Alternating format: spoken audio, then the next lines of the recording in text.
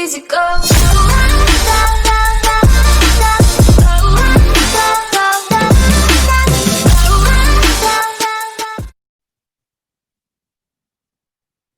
What's going on, guys? DFS War Strike here, and here I'm joined by a guest, the Golf Guru on Twitter. You guys can follow him on Twitter. He also has his own website, Golf Guru. What's going on, man? Not much, man. Just happy to be here. Glad we finally are here making a video, and just excited to talk some golf with you, man. Oh yeah, it definitely had to have some golf talk, especially over the last couple weeks. I think we both kind of seen that we've had a lot of similar ideas. So I think it's good to get this on here, good to get on paper and see where our heads are at to help people throughout here. Oh yeah, I see your picks every week, and mine, they're very identical. It's crazy how similar we are. It's just the similarities that we have throughout each week, and just happy to finally put it together and tell everyone kind of, what's going to happen hopefully each week, give everybody the best plays that we can. Yeah. So before we get going with our breakdown, guys, Greg here has a website that he does where he puts all of his plays and stuff like that. Greg, you want to tell people about that a little bit? Yeah, so I'll get into it real quick. thegolfguru.info. Right there, you'll see my lock. You'll see the plays. What I'm doing now is instead of just putting 3 or 4 plays and then giving you guys a little splurge about them, I'm putting multiple plays throughout each price range on DFS. So I'm kind of basing it a little bit more on the DraftKings realm instead of just, hey, here's a couple of plays. So I got 10K, 11K, 9K, blah, blah, all the range of plays. Then I got my fades, and also on there is my bet slip. So I always post all that stuff each week, usually out by Wednesday. It should be Wednesday morning. I'll have everything posted. So around 9, 10 a.m. Wednesday, I'll get, everything will be up. Last week I was a little late, got caught up in work. It's been busy. Now that school's over, been working every day. You know how it is, so I'll have everything up Wednesday morning for you guys. So you can see my lock, my plays, fades, bet slip, all that good stuff. And feel free to DM me with any questions. Yeah, definitely check that out, guys. It's a lot of info that can help you with a lot of stuff and narrow some questions down that you guys have. With that being said, please like, comment, subscribe to the channel, guys. Let's help this thing grow. We're going to kind of do the same breakdown. If you guys are new to this, we'll just go through the tier price ranges here for DraftKings. This also helps kind of towards FanDuel too as well. I know I've been getting a lot of questions about FanDuel. I know a lot of the pricing is kind of similar as well. If you guys have questions when it comes to FanDuel, I won't mind answering them in my DMs or just on Twitter. You guys can reach me down there, or you can even get to Greg. I don't know, Greg, if you mess with FanDuel too much, but I'll end up posting both Twitter links down below if you guys wanted to go down there. I'll also post the website link for Greg down there if you guys wanted to go check out his website. But that being said, we're going to get started with the 10 plus K range. Greg, who are you liking in this range? Yeah, this is a tough range. I did a lot of research yesterday, some today. And at first I was all in Bryson 100%. And today I had just gotten out of the shower and I was thinking to myself, wow, there is no way Bryson's going back to back at this tournament. Yeah. I don't know. I think a lot of it had to do with the names in the field at the beginning, especially for me, because like when you look at a lot of the names going down to the lower tiers, especially when it comes to like at least dominance performance wise, Bryson's got to be up there, but as of late, to me, Bryson just hasn't really impressed me. In my opinion. Exactly, and it's tough to fade Bryson because the fact that he hits the ball the longest, his putting's actually pretty good. Yeah, but something with his approach game, it's not great. I just don't know. He won this tournament last year, but there might be things that we don't know. Is the rough a little thicker than last year? They say it's a flat course. There's certain things that you'd say, oh, Bryson, plug him in and just let him go. But you really can't expect him to win again. I was watching Rick's video. He said about 12% win. 12% was Bryson's win equity, you could say. And I don't know if I'm willing to run that when he was also saying Hideki and Reed are just right there at 10 and 11%. So if I can get one of those guys at a smaller percentage on DraftKings, Hideki at 12 to 15, Reed at 12 to 15, I might run with one of them in a GPP. It really just depends. And if you're playing cash, if you're in a double up, I would probably play Bryson, but in a GPP, I think you go rogue, you go different. You stay away from that 30 to 40% that's going to be Bryson. Go to a 10 to 15, with Reed, Matsuyama, maybe even Webb Simpson, and just hope for the best. Yeah. I'm kind of with you on the same path. I think we're on the same page when it comes to that. For GPP, I do like Decky. I think Decky is a pretty decent play if somebody's willing to pay up for that price range up there. Really, the only thing I think we have to worry about is coming with the putting. But like we talked about before the show even started, the U.S. Open, I mean, he gained strokes in putting. So I'm for Decky when it comes to at least GPP purposes. But I'm not really feeling the whole 10K plus range. I don't think we have to go there this week, especially towards Bryson. I mean, people that have followed and listened to me for a while, I like you pointed out the win percent again. Like it's very low. It's very unlikely for somebody to do that again, and I'm just not willing to bet that for somebody that's 11-4. I think we can go better options, but like you said, when it comes to cash, it's probably best to play him because he probably is going to have high ownership. But other than that, like, I mean, even if you look at his last couple finishes, for somebody that's $11,400, like, I know he had the complete meltdown at the U.S. Open. And then you had the Travelers, he got 19th, Memorial, he got 18th. And like you said, the short game, his around the green has been pretty awful as of late, as he's lost strokes in 4 out of his last 5. And then you pointed out his putting has been decent, and then his driver is always going to be his driver. But for somebody at that price range, I just don't think we're hitting value like you were stating before. Exactly. And that's the thing, for all these guys that are watching, at 11-4, you realistically need Bryson to probably finish top 2 or 3, right? 2 or in order 3, to get value. So. Yeah, exactly. And that's a lot to bet against, especially with the big field in golf. But it's tough. There's 150 golfers, you could yeah, go I know. either way. Yeah. It's always one random person that comes out and just slingshots it into the weekend. All right. So getting down into the 9,000 range, who are you thinking about here, Greg? So I was actually, a couple minutes ago, right before we started the show, I was looking at the 9,000 range. I was looking up a couple key stats that I'm looking at. Obviously, driving distance, who gets the most yardage out of their driver. Putting, I'm looking putting within 20 feet and within. So, the 10 to 15, 15 to 20 range. And then I'm looking at birdie or better. So when I was looking at all of those, I saw a name that really popped up on a couple of different, those 3 that I was talking about was Joaquin Niemann. I really like what Niemann has to offer. He hits the ball a long way. He's good with his irons. His putting isn't the best, but, it's getting there. You'll see sometimes he'll have those weeks. He hasn't been great lately, but this field really isn't that strong. And in this field, really, you need someone who's going to hit the ball a long way, who's going to put shots close, who's going to make a couple putts here and there. Realistically, you think about it, Niemann he goes 4 or 5 under each day. He's going to find himself right up there. I think that's what he's going to be able to do. He's going to be able to reach the par 5s in 2.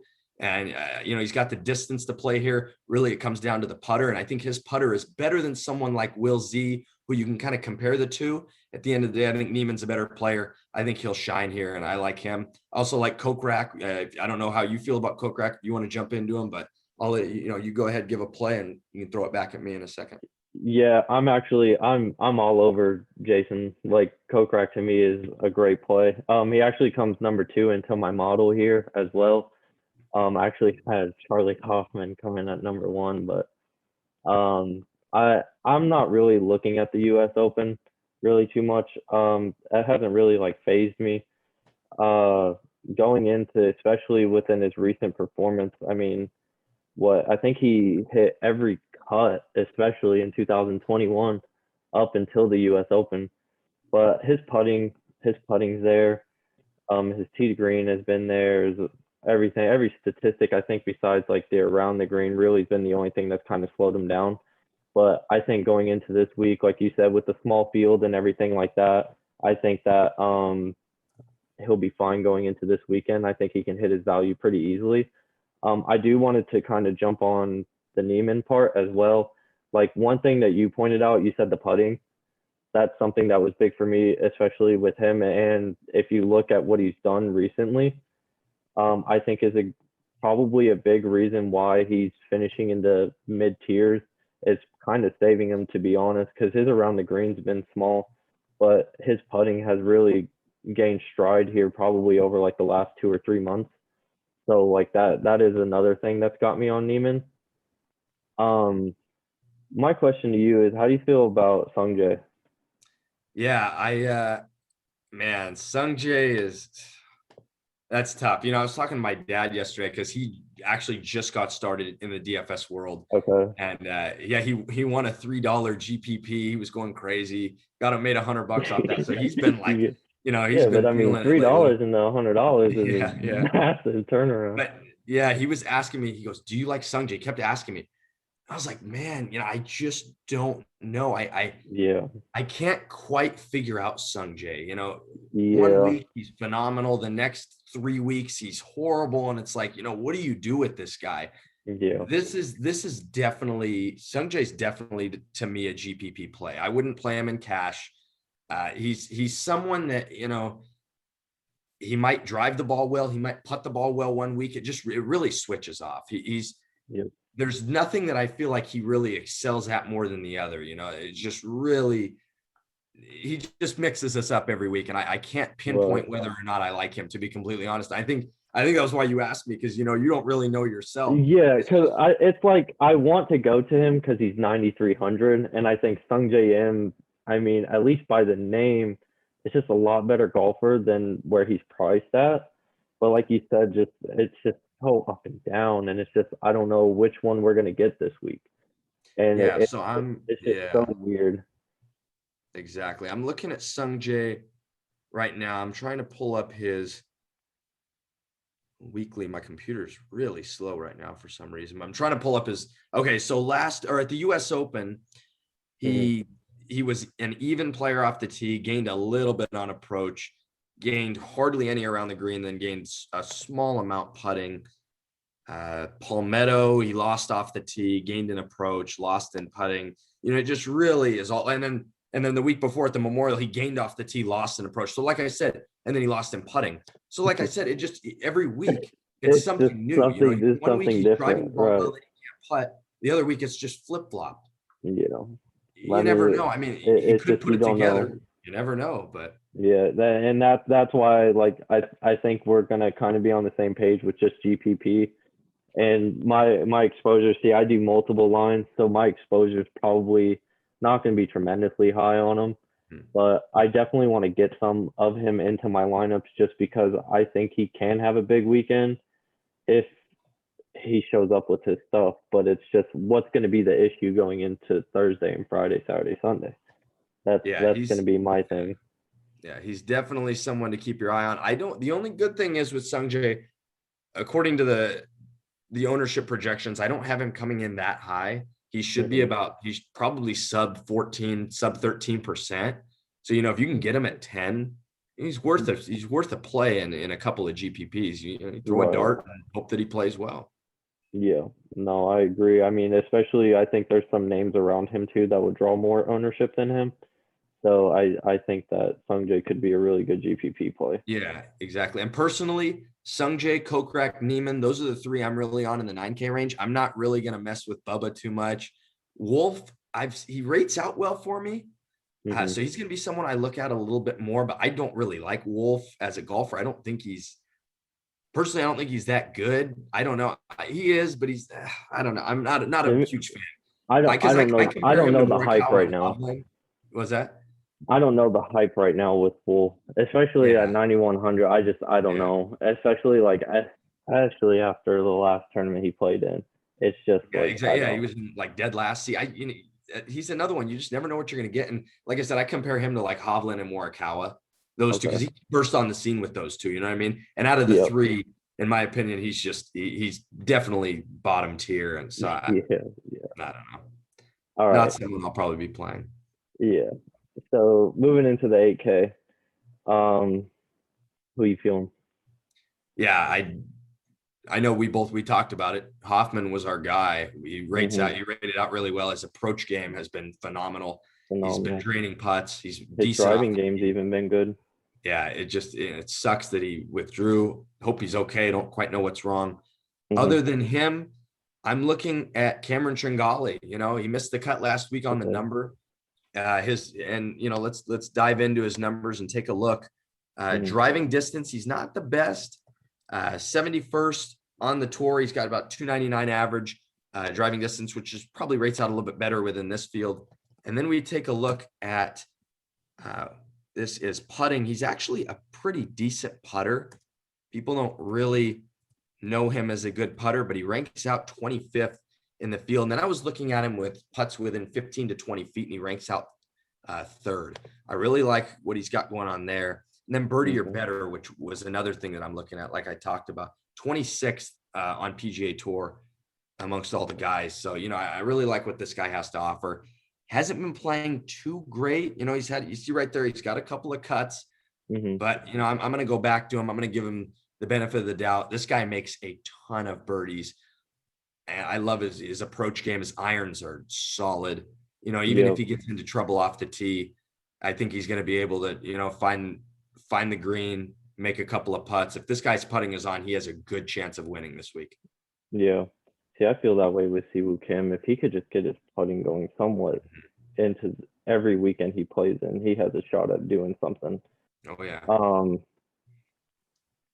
I know he hasn't played good as of late, but Grillo is somebody that I'm interested in. He came in 10th overall into the model.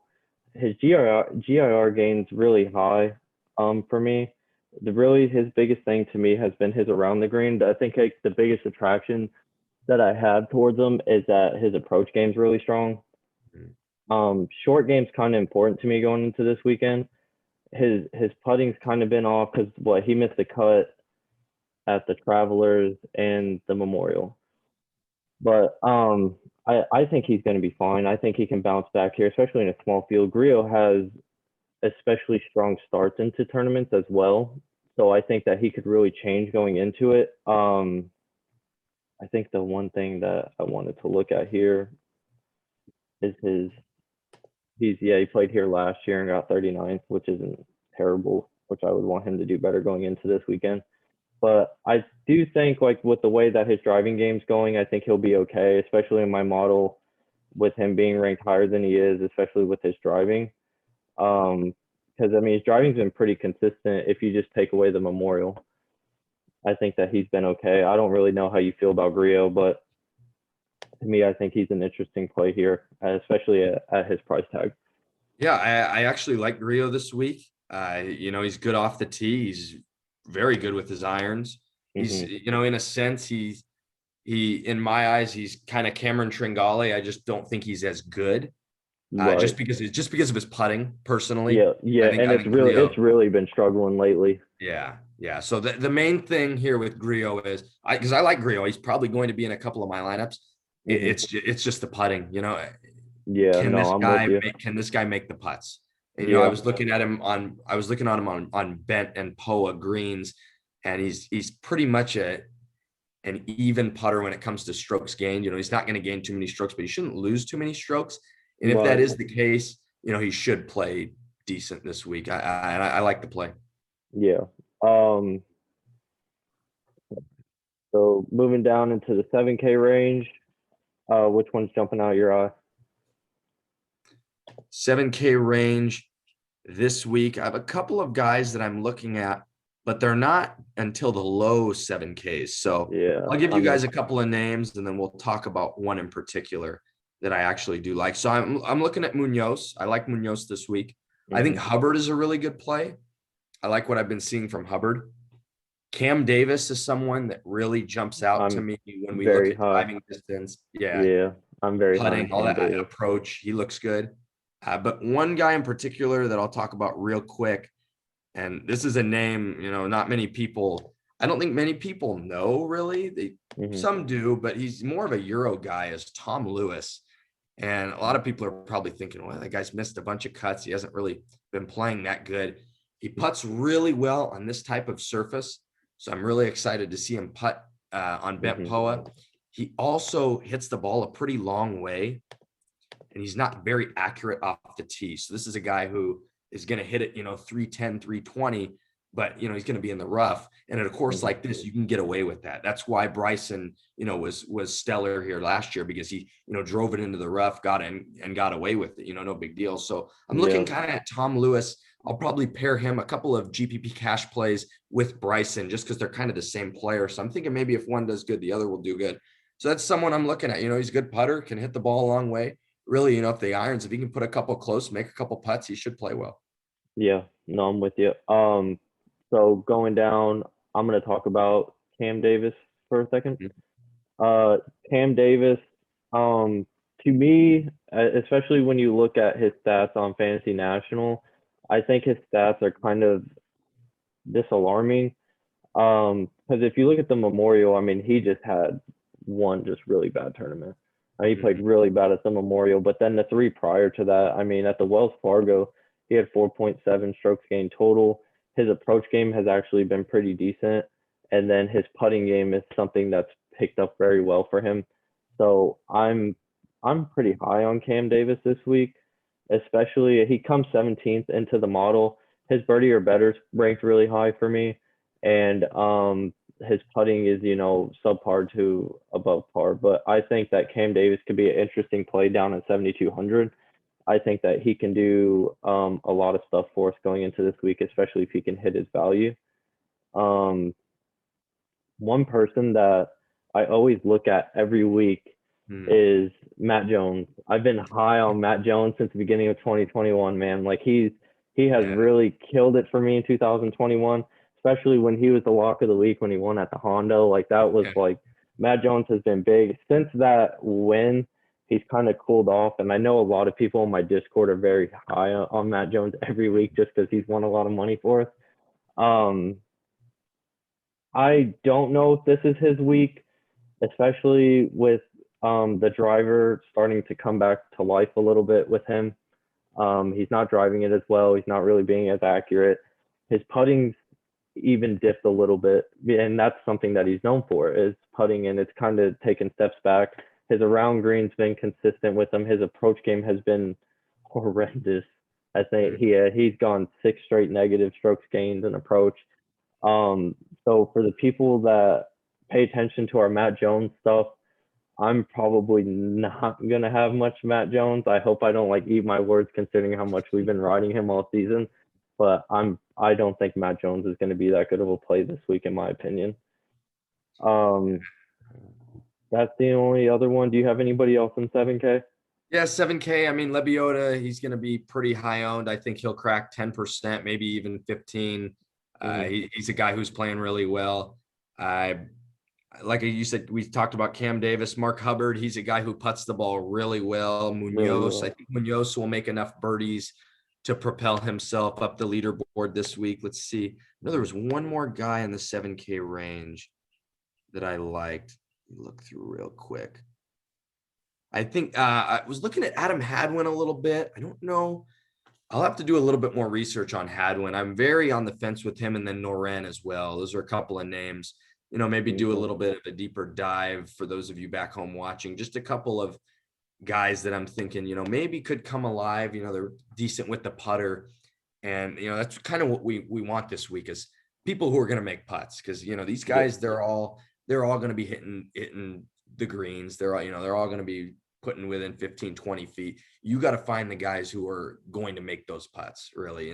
Hadwin's a guy who can make those putts. So is Noren. So I'm thinking, a couple of those guys maybe. But other than that, 7K range, there's a couple of good plays. You're going to see some of these guys creep up the leaderboard and be like, wow, how the heck did, I don't know, Putnam get up there? It'd be random. That's one of my mentions. So Putnam, I think he can be decent. At his price tag, dude, I don't think he's a bad play. He got 13th at the Travelers. I really don't think he could be a bad play here. His putting to me is somewhat getting a form. I think that Palmetto, he struggled, and then Charles Schwab just had a bad tournament. But you go back to Wells Fargo, that was one of his highest strokes gains in putting in a while. I know one of my models, I do the Fantasy National model. I'll break it down the putting by the footage as well. And I mean, he's pretty solid when he gets inside 10 feet as well. So, I mean, if he can just get his approach game and get good shots onto the green, I think his putting will be fine. His approach game last weekend at Travelers was 5.5 strokes gained. So I think Putnam at 7,100, I don't think is a terrible play. Like even though you just mentioned him, it was just a coincidence because like that was somebody I was mentioning, and I don't think he's a bad play going into this weekend. If you guys wanted to take a deeper dive into his statistics, I think that he is somebody that can somewhat place pretty well at 7,100. Definitely, yeah. No, I mean, I threw his name out there because I actually think he could make his way up. So Yeah. you never know. Yeah. All right. So going down into the doghouse, who's gonna make the cut for you at the 69 and below? Yeah, and really, when you say that, that's what you want this person to do to make the That's cut. all you need is just make the cut and that's it. Exactly. Just I don't get think me people extra understand. points. Yeah, people don't really understand. They think, oh, you're playing a 6K guy and he missed the cut. Like, what the heck, man? Like, why did you Yeah. give us that guy? We're giving you these guys because we're hoping they make the cut. These are our guys who I think have the best chance to make the cut and get the most points. There's only two guys I like from this range because the 6K range, whew, man, it is tough. And one of them I tend to play not every week, but when he's available, I like him. It's Denny McCarthy. 60, I believe 6,600. He's a guy who puts the ball really well. He's a guy who can hit the ball not very far, but sometimes he can put together some good shots in a round. You never know what you're going to get. But the main thing I like about McCarthy is he makes a lot of birdies. If he makes the cut, he's typically going to make 4 or 5. Of course, like this, he should make 4 or 5 birdies a round. As long as he limits the bogeys. McCarthy is someone that, I like. If his putting's on, he's going to make some birdies. We'll move on to one more just because I want to talk about this guy. And the only reason I really want to talk about him is because he's been playing well. And I've never played this guy before. But for some reason, he keeps popping at me. And I'm like, man, this is my week to roster him. JB Holmes. I've never played this guy. I don't even like him as a golfer. JB. But for some reason this week, man, he hits the ball a long way. Let's look at his driving distance real quick. I was just looking at it right now on tour. Give me 1 second. He's 37th on tour, which is pretty damn good, especially in a field like this when all the big names are out of it. JB Holmes, he should be 6,500 this week. You can pull him up. He's got 50th and 36th his last 2 starts. So the guy's playing well. He was cut a couple times before. But in a field like this, you got to find a guy who's just somehow going to work his way up there. And JB Holmes, I think, is the guy. He played decent at the Travelers, hits the ball a long way. His approach game is decent. With him, it's the putter. If he can get the putter rolling, he's going to be up there. I think this is a guy you could see make a ton of birdies this week. Okay. So I got one. You're going to have to help me with the name because the pronunciation is hard. Right here. Satoshi right here. Satoshi Kodaira. So I like him mainly for the putting. The putting is straight freaking nasty, dude. His putting, especially the last 4 tournaments that he's played in, listen to these strokes gained: 5.3, 5.6, 4.2, 6.5. And he's 6,800. He's made 4 straight cuts. I'm into it here. 36th, 19th, 13th, 11th. If this dude gets in the top 20 at 6,800, I mean, he completely just blew his value out of the water. So the first time I even got to learn more about him is I actually watched him play at Wells Fargo. So that was somebody I've kept my eye on since the Wells Fargo tournament. So I'm pretty high on him going into this weekend. I think he's actually playing really stellar golf, to be honest with you. Besides his around the green game, I think he's playing really good golf, and I'm going to stay with him, especially at 6,800. I think he's pretty a safer option. I wouldn't say pretty good. I would say a somewhat of a safer option in the 6K range to make the cut. I agree with that. Yeah. But yeah, I mean that's really the only one I'm really writing. JB is also another one that's on my list. I think after that I'm kind of done in that range. I'm going more for a balanced approach this week just because I don't see the need to pay up for the top tier parts. and then that will pretty much avoid me from paying in the 6K. I'll just pay up for the higher players. But Exactly. other than that, that's really going to be it for me. Do you have anything else you want to add, Greg? Yeah, no, I was just gonna go off the balanced approach that you were talking about. This week, I think in GPP, it's okay to start in the 9K range. You guys Mm-hmm. don't necessarily need to go up and spend 10 or 11,000 on, Reed or Bryson. I don't think it is necessary. I know a lot of people will say, oh, we have to play Bryson this week. I think you're okay with starting in the 9K range. Neiman and Kokrak, you start with those two. That's a solid duo right there. That's probably really what I'm good. going to do. I don't know I mean, exactly. even if you do that right here, Exactly. I mean, you're still left with 37. Yeah. So I mean, Yeah. that's a really good starting Oh point yeah. right there. Oh yeah. But Um, yeah, other than that, dude, I think, you guys kind of have an idea of who is kind of a good play and maybe who's not the best play this week. But no, dude, this has been great, and I'm glad we were able to do this video, give the people what they want, and yeah. I'm glad we finally got to connect and do this, man. It's awesome. Yeah, no, I appreciate you coming on. Everybody else, Golf Guru Greg, I appreciate you coming on. Everybody else, give him a round of applause. Did great today. If you guys have any more questions for him, I'll put his Twitter link down below. And then also, if you want his plays, the website will be down below. I'll also put my Twitter down below as well. But with that being said, guys, thank you for tuning in. And we hope this helped you guys a little bit. And take care, guys.